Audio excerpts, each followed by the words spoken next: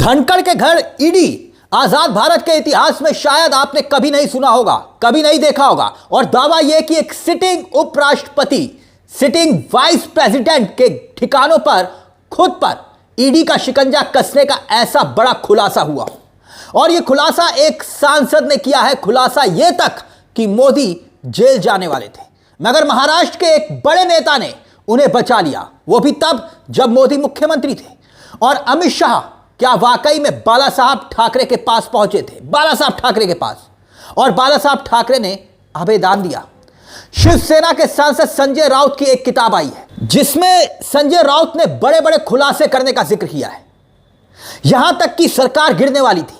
जी हां, मोदी सरकार के खिलाफ अविश्वास प्रस्ताव आने ही वाला था और जगदीप धनखड़ ने इस पर एक्शन लेने से मना कर दिया था।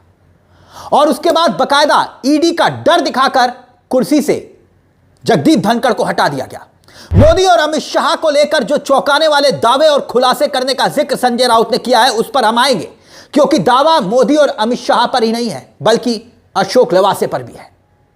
मगर पहले यह हेडलाइंस देखिए, आपकी स्क्रीन पर है, और यह खबरें सिर्फ हवा में नहीं है, और जो दावे किए जा रहे हैं उसे सुनेंगे तो आप दंग रह जाएंगे। हेडलाइंस क्या है? जगदीप धनखड़ ने ईडी के दबाव में दिया था उपराष्ट्रपति पद से इस्तीफा, संजय राउत ने अपनी किताब में किया दावा। अगली हेडलाइंस देखिए, संजय राउत की किताब में बड़ा खुलासा, जगदीप धनखड़ के इस्तीफे पर अध्याय से सियासत गर्म। शिवसेना के सांसद संजय राउत, इन्हें आप जानते हैं, और इन्होंने एक किताब लिखी है। किताब का नाम है अनलाइकली पैराडाइज, और इसी किताब में संजय राउत ने जो दावे किए हैं वो हैरान कर रहे हैं। जब मोदी सरकार के खिलाफ जगदीप धनखड़ के स्वतंत्र राजनीतिक कदम उठाने की खबर आई तो ईडी ने उन्हें एक फाइल सौंपी। कौन कह रहा है? संजय राउत। और इसी किताब के एक हिस्से में संजय राउत ने बहुत ही विस्फोटक खुलासा करते हुए यह तक कह दिया कि जो धनखड़ थे वो विपक्ष के लोगों के साथ बड़ी बड़ी मीटिंग्स कर रहे थे, और इसी बीच खबर आई कि सरकार के खिलाफ अविश्वास प्रस्ताव आने वाला है, नो कॉन्फिडेंस मोशन।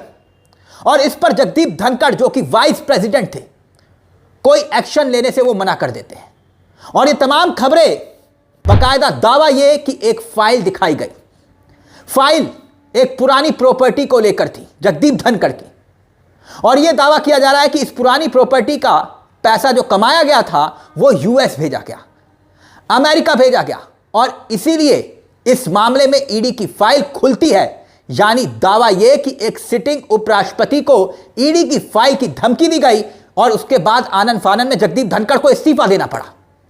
एक तरफ से जो किताब है वो ये कह रही है कि जगदीप धनखड़ को धमकी दी गई और इस्तीफा देना पड़ा, तो वहीं दूसरी ओर दोस्तों इस आर्टिकल में यह भी दावा है कि उस किताब में लिखा गया है कि पूर्व मुख्य चुनाव आयुक्त जो थे अशोक लवासा, आप जानते होंगे अशोक लवासा बहुत ईमानदार चुनाव आयुक्त में से एक माने जाते थे, और उन्होंने भी तुरंत इस्तीफा दिया था। याद करिए, अचानक से इस्तीफा हुआ था, अशोक लवासा का कार्यकाल खत्म नहीं हुआ था।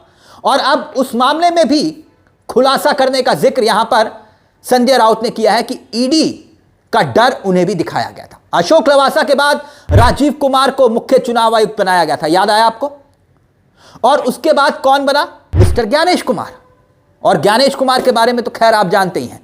खैर, अशोक लवासा ने भी अपने कार्यकाल में पहले ही, कार्यकाल खत्म होने से पहले इस्तीफा दे दिया, और उनके कार्यकाल पूरा नहीं हुआ था, इस्तीफा होने का उनका वक्त अभी नहीं आया था। लेकिन इस किताब में दावा यह है कि पूर्व चुनाव आयुक्त अशोक लवासा के घर पर छापा मारा गया और उनके घर को ईडी का सम्मन भेजा गया, क्योंकि उन्होंने प्रधानमंत्री नरेंद्र मोदी और गृह मंत्री अमित शाह के कथित चुनावी उल्लंघनों के खिलाफ असहमति जताई थी। इस खबर में लिखा हुआ है, बकायदा यह विस्फोटक खुलासा इस किताब में किया गया है।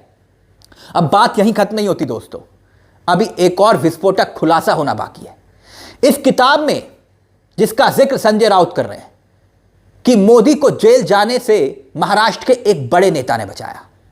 यूपीए सरकार के कार्यकाल के दौरान ऐसी अफवाहें थी कि तत्कालीन गुजरात के मुख्यमंत्री नरेंद्र मोदी को गुजरात में गोधरा कांड के बाद हुए दंगों के सिलसिले में जेल भेजा जा सकता है।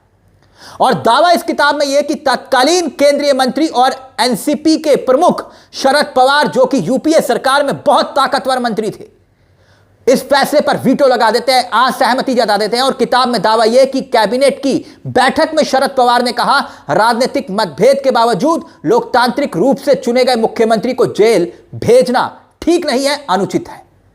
किताब में आगे लिखा गया है कि यह विचार कई लोगों को पसंद नहीं आया था जो कैबिनेट की बैठक में बैठे हुए थे, और इसके बाद मोदी को जेल जाने से बचा लिया गया, शरद पवार ने बचाया। मगर अब आप देखिए, याद करिए, इस वक्त क्या दौर चल रहा है। अरविंद केजरीवाल मुख्यमंत्री रहते हुए जेल भेजे गए, हेमंत सोरेन मुख्यमंत्री रहते हुए जेल भेजे गए, ममता बनर्जी पर जेल जाने का खतरा मंडरा रहा है। मगर दूसरा बड़ा खुलासा इस किताब में संजय राउत ने और किया। दावा यह कि अमित शाह के ऊपर जेल जाने के संकट मंडरा रहा था और अमित शाह पहुंचे थे बाला साहब ठाकरे के पास। याद करिए, गुजरात दंगों की बात यहां पर की गई है, गुजरात दंगों की। और किताब में दावा यह कि गुजरात दंगों के बाद अमित शाह को गंभीर खतरा था कि सीबीआई कभी भी उनको गिरफ्तार कर सकती है, और ऐसे में मोदी खुद फंसे हुए थे तो उनकी रक्षा नहीं कर पा रहे थे अमित शाह की। और राउत की किताब यह कहती है कि अमित शाह अपने बेटे के साथ एक काली पीली टैक्सी में ठाकरे के आवास पर पहुंचे और अपने मामले में न्यायाधीश यानी कि जज से हस्तक्षेप करने की गुजारिश की। किताब में दावा यह कि शाह ने ठाकरे से कहा कि अगर आप न्यायाधीश से बात करेंगे तो वो सुनेंगे और आपकी इच्छा का उल्लंघन नहीं करेंगे। और इसके बाद क्या हुआ, बताना अनैतिक होगा। बाला साहब ठाकरे ने मनोहर जोशी को बुलाया, न्यायाधीश का नाम बताया और उन्हें मामले पर चर्चा करने का निर्देश दिया।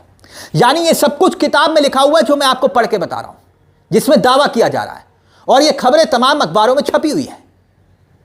और खबर यह कि उस एक फोन कॉल ने अमित शाह के राजनीतिक दिशा को बदल दिया। फिर भी दुनिया ने शिवसेना और ठाकरे परिवार के प्रति, क्योंकि बीजेपी ने ठाकरे परिवार क्या, वो शिवसेना जो थी वो भी तोड़ दी, एनसीपी जो शरद पवार का किस्सा है वो भी तोड़ दी। यहां तक कि संजय राउत एक और विस्फोटक खुलासा अपनी किताब में करते हैं उज्जवल निकम को लेकर। उज्जवल निकम कौन, आपको याद होगा, कसाब का केस जिन्होंने लड़ा था, बड़े वकील, देश के जाने माने वकील उज्जवल निगम। उनको बीजेपी ने राज्यसभा भेजा बाद में, याद होगा आपको। और तब उज्जवल निगम ने एक बात कही थी, यह बात कही थी क्योंकि कोर्ट में बार बार कसाब के मामले पर वो पेश हो रहे थे और कसाब को फांसी तक पहुंचाने में बहुत अहम भूमिका उज्जवल निगम ने भी निभाई, उनकी पैरवी ने। और ऐसे में उन्होंने एक दावा किया था, एक बयान दिया था, आपको याद होगा, कि कसाब को जेल में बिरयानी खिलाई जा रही है। जिसके बाद उज्जवल निगम ने खुद यह बात स्वीकारी थी कि कसाब को किसी भी तरह से इस तरह से बिरयानी नहीं परोसी गई। लेकिन इसके जरिए बीजेपी ने एक माहौल बनाया, इस बयान के जरिए, और इतना जबरदस्त माहौल बनाया, संजय राउत ने यह दावा किया कि बीजेपी के लीडर उज्जवल निगम को राज्यसभा इसीलिए भेजा गया क्योंकि उन्होंने इस तरह के बयान दिए। खैर, ये दावे हैं और इन दावों के इतर संजय राउत की ये किताब के दावे। अब कहने वाले कह सकते हैं कि भाई ये सरकार को बदनाम करने की साजिश है ये किताब, और संजय राउत जो है वो तो भैया विपक्ष के नेता हैं, विपक्ष के सांसद हैं, इसलिए इस तरह की वो किताब लिख रहे हैं। संजय राउत विपक्ष के सांसद हैं, इसमें कोई दो राय नहीं, ये बात ठीक है। लेकिन जिस पार्टी से वो हैं उस पार्टी को तोड़ने का आरोप भी तो बीजेपी पर ही लगता है। पर पॉइंट यहां पर यह है कि अगर आप देखें तो ये जो इंसिडेंट है जगदीप धनखड़ वाला, जो घटना है, उसकी क्लियरिटी, उसका खुलासा आज तक नहीं हो पाया है। तमाम तरह के इफ और बट लगते रहते हैं, तमाम तरह की अटकलें लगती रहती हैं। आज तक देश को यह मालूम नहीं चला कि जगदीप धनखड़ का इस्तीफा हुआ तो हुआ क्यों। आज तक देश को इस बात का इल्म नहीं है कि जगदीप धनखड़ का इस्तीफा अगर स्वास्थ्य कारणों से नहीं हुआ, स्वास्थ्य कारणों से ही हुआ मान लीजिए, तो उनकी विदाई ठीक से क्यों नहीं की गई, एक फेयरवेल पार्टी क्यों नहीं दी गई। पीएम के एक ट्वीट के बाद कहानी पूरी खत्म हो गई। किसी मंत्री ने एक ट्वीट तक नहीं किया, उनसे मिलने नहीं गया। अगर स्वास्थ्य खराब था तो किसी अस्पताल में भर्ती तो हुए होंगे और स्वास्थ्य लाभ लिया होगा।